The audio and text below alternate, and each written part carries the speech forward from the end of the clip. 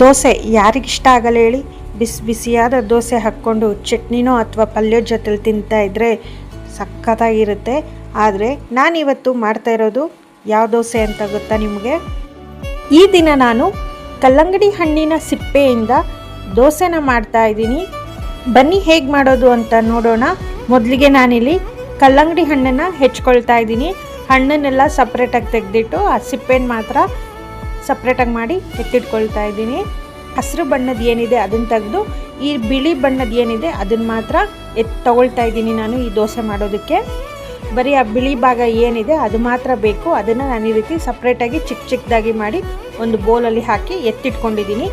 4 ಗಂಟೆಗಳ ಕಾಲ ಅಕ್ಕಿನ ಮೊದಲೇ ನೆನೆಸಿ ಇಟ್ಟಿದ್ದೀನಿ. ಇಲ್ಲಿ ನಾನು 1 ಕಪ್ ಅಕ್ಕಿನ ತೊಗೊಂಡಿದ್ದೀನಿ. 1 ಕಪ್ ಆಗುವಷ್ಟು ಕಲ್ಲಂಗಡಿ ಹಣ್ಣಿನ ಸಿಪ್ಪೆನೂ ಸಹ ತೊಗೊಂಡಿದ್ದೀನಿ.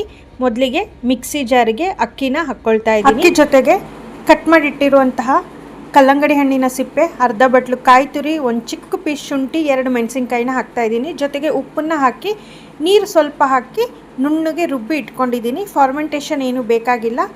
ಇಮ್ಮಿಡಿಯೇಟಾಗಿ ರುಬ್ಬಿದ ತಕ್ಷಣವೇ ದೋಸೆನ ಹಾಕ್ಕೋಬೋದು.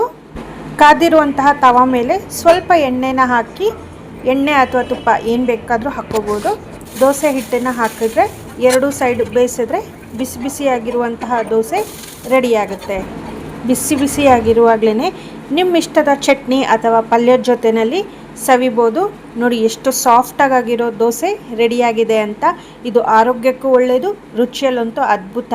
ಒಮ್ಮೆ ನೀವು ಕೂಡ ಟ್ರೈ ಮಾಡಿ ನೋಡಿ, ತುಂಬಾ ಚೆನ್ನಾಗಿ ಬರುತ್ತೆ. ಕಲ್ಲಂಗಡಿ ಹಣ್ಣಿನ ಸಿಪ್ಪೆಯಿಂದ ಮಾಡಿರೋದು ಅಂದರೆ ಯಾರೂ ಸಹ ನಂಬೋದಿಲ್ಲ, ಅಷ್ಟು ಚೆನ್ನಾಗಿ ಬರುತ್ತೆ.